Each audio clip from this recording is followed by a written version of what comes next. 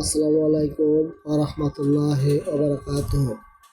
ঐতিহ্য গৌরবময় গাজীপুর জেলার ঐতিহাসিক ভবন রাজবাড়ি প্রবেশ করলাম।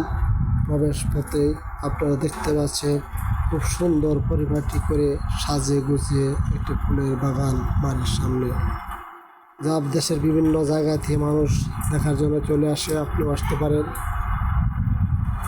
সামনের দিকটা আপনি একটু লক্ষ্য করে দেখতে পারেন, অনেক সুন্দর, অনেক বড় বড় গাছ রয়েছে। মানুষ যাতে অক্সিজেন খুব সহজে গ্রহণ করতে পারে।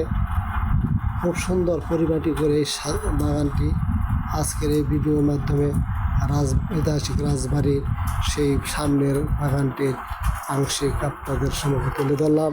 আশা করি সকলের কাছে ভালো লাগবে।